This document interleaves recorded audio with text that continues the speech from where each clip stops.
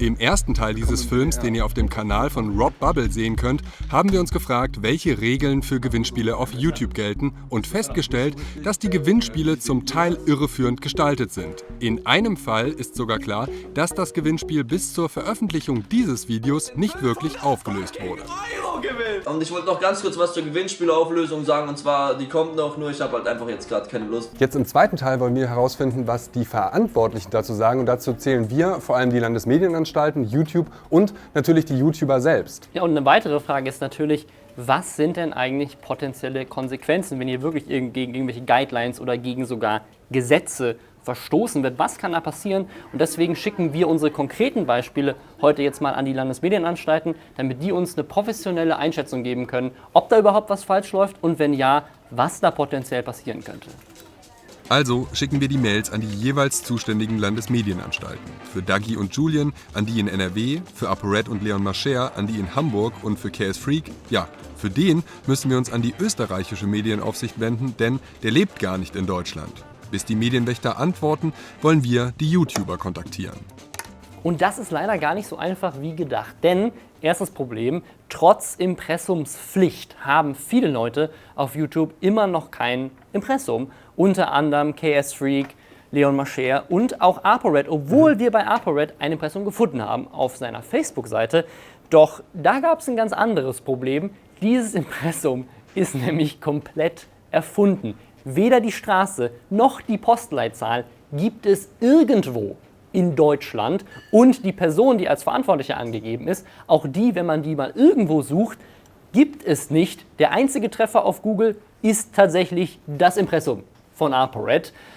Verfehlt so ein bisschen den Sinn des Ganzen, wenn man sich da einfach was ausdenkt. Da wäre es vielleicht sogar besser, einfach keins anzugeben. Ja, und was also auffällt, die bis jetzt auch ganz gut dastehen, nämlich Julian und Dagi, das sind auch die einzigen, die ein Impressum haben. Und was aber alle zumindest haben, ist eine E-Mail-Adresse, an die man sich wenden kann. Und deswegen haben wir jetzt allen auch mal eine E-Mail-Anfrage zu ihren Gewinnspielen gestellt. Ja, und während wir auf diese Antworten warten, haben wir uns überlegt, wir schreiben jetzt auch mal YouTube an. Denn alle Gewinnspiele finden ja auf dieser Plattform statt. Deswegen ist unsere Frage, gibt es da vielleicht Regeln von Seiten YouTube? Inwiefern sehen sie sich in Verantwortung auch, eventuell ihre Zuschauer dazu schützen, dass sie von irgendwelchen Fake-Gewinnspielen da abgezockt werden?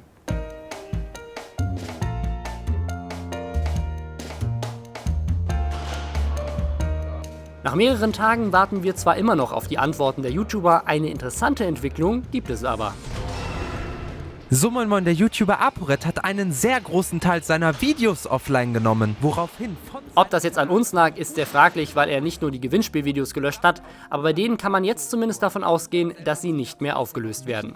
Von YouTube haben wir mittlerweile eine richtige Antwort, wobei die auch relativ dünn ausfällt. Die verweisen nämlich einfach nur auf ihre Community Guidelines und in denen steht leider nicht so wahnsinnig viel. Eigentlich steht da nur drin, haltet euch an die generellen Community Guidelines und vor allem an die Gesetze des jeweiligen Landes. Ja, das heißt, YouTube legt hier so ein bisschen mehr die Verantwortung in die Hände der YouTuber. Das war aber nicht immer so. Wir haben nämlich bei diesen Community Guidelines natürlich nur das drinstehen. Es gab aber tatsächlich mal vor ein paar Jahren, und die haben ja auch hier Community Guidelines, die noch ein bisschen ausführlicher waren. Da stand zum Beispiel drin, hier, das Gewinnspiel muss an eine Herausforderung gekoppelt sein und es muss ganz klar sein, wie dieses Gewinnspiel am Ende ausgelost wird, und man darf Kanalfunktionen, wie zum Beispiel die Video-Likes, was ja alle machen, eigentlich nicht benutzen für Gewinnspiele. Das heißt, damals wären diese ganzen Sachen, die jetzt passieren, eigentlich auch von YouTube-Seite her nicht okay gewesen. Das haben die aber aus irgendeinem Grund irgendwann rausgenommen. Warum YouTube die Regeln geändert hat, fragen wir nochmal via Mail nach. Mittlerweile müssten wir eigentlich auch Antwort von Dagi, Apo und Leon bekommen haben. Leider reagieren die drei gar nicht auf unsere Anfragen. Dafür schickt uns das YouTube-Netzwerk Studio 71, das KS Freak unter Vertrag hat, nach ewigem Hin und Her ein Statement.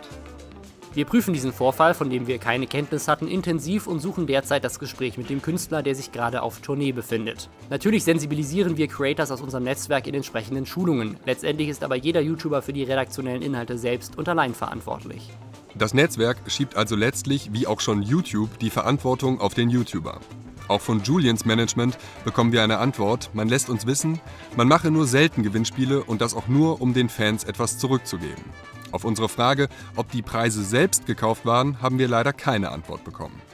Gut, Julian sagt jetzt, ich will meinen Fans was zurückgeben und er macht deshalb dieses Gewinnspiel, aber tatsächlich ist das auch relativ profitabel für die YouTuber, wenn sie solche Gewinnspiele veranstalten, gerade im Dezember. Ja, Dezember ist ein gutes Stichwort, denn da sind die YouTube-Einnahmen immer am allerhöchsten, teilweise ein Vielfaches von dem, was man sonst verdient, einfach weil vor Weihnachten alle Marken da ihre Werbung schalten.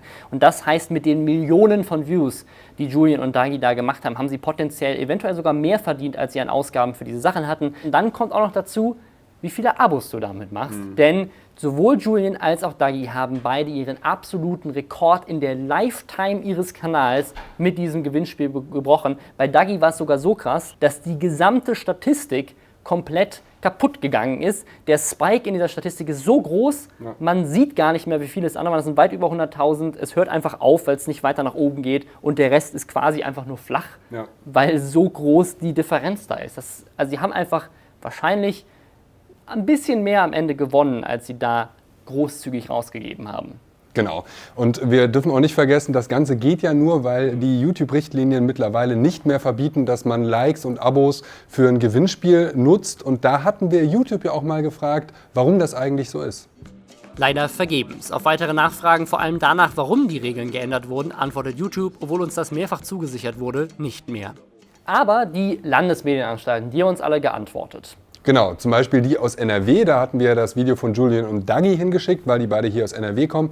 Und die haben, wie wir das eigentlich auch erwartet haben, gesagt, an diesem Gewinnspiel haben wir jetzt auf den ersten Blick nichts auszusetzen. Die haben sich eigentlich an alle Regeln gehalten, an die Teilnahmebedingungen. Also das sieht gut aus und das kann man tatsächlich auch als Positivbeispiel oder Vorbild sich angucken. Genau, und bei KS Freak haben wir an Österreich die Frage gestellt und die haben uns Folgendes geschickt.